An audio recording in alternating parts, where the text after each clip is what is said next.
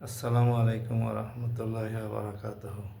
সম্মানিত দর্শক শ্রোতা ভাই এবং বোনেরা, আপনারা ইতিমধ্যে দু একটি ইউটিউব চ্যানেলের মাধ্যমে জেনে গেছেন যে ডাক্তার শফিকুর রহমান সাহেবের এক্স হ্যান্ডেল অ্যাকাউন্ট বঙ্গভবন থেকে যে অ্যাসিস্ট্যান্ট প্রোগ্রামার সরোয়ার আলম সাহেবের মাধ্যমে হ্যাক হয়েছিল, সেই সরোয়ার আলম সাহেবকে অ্যারেস্ট করা হয়েছে। তাকে রিমান্ডে নেওয়া হয়েছে, জিজ্ঞাসাবাদ করা হচ্ছে। রিমান্ডে নেওয়ার পরে সে নাকি স্বীকার করেছে যে হ্যাঁ,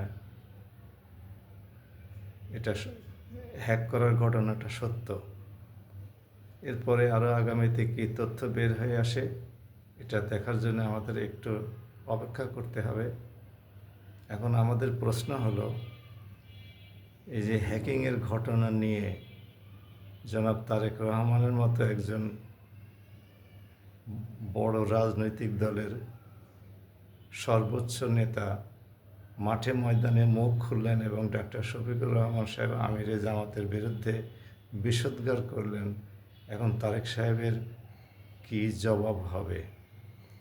উনি কি আর ভদ্র সমাজে সাংবাদিকদের সামনে, টিভি চ্যানেলের সামনে মুখ দেখাতে পারবেন? আমরা এই প্রশ্নে এখন ক্ষত বিক্ষত হচ্ছে। আশা করি তারেক রহমান সাহেব এর উত্তর দিয়ে আমাদেরকে সন্তুষ্ট করবেন এবং আমরা এই সরোয়ার আলমের গ্রেপ্তারের মাধ্যমে আসল তথ্য বেরিয়ে আসুক। এর সাথে কারা সংশ্লিষ্ট, কাদের উস্কানিতে সেই কাজটি করেছে, জঘন্য কাজটি, নাকি সে নিজে থেকেই এটা করেছে বিএনপির প্রতি আনুগত্য থাকার কারণে, এই বিষয়টি আমরা খুব শিগগিরই সম্ভবত জেনে যাব। যাই হোক, এই ন্যাক্কারজনক কাজটি করার মাধ্যমে বিএনপি আদৌ কোনো ভালো কাজ করেছে বলে আমাদের কাছে প্রতীয়মান হয় না। আমরা আশা করব বিএনপি তার দলের ভাবমূর্তি অক্ষুণ্ণ রাখার জন্যে আগামীতে এই সমস্ত কাজ থেকে বিরত থাকবে। বাংলাদেশ এগিয়ে যাক এবং সুষ্ঠু একটি সুন্দর নির্বাচন অনুষ্ঠানের মাধ্যমে সৎ, দক্ষ, যোগ্য, নির্ভীক, সাহসী এবং দেশদরদী ব্যক্তির হাতে ক্ষমতা যাক, দেশটি সমৃদ্ধির পথে এগিয়ে আসুক। দক্ষিণ পূর্ব এশিয়ায় বাংলাদেশের উন্নয়ন সময়ের ব্যাপার মাত্র।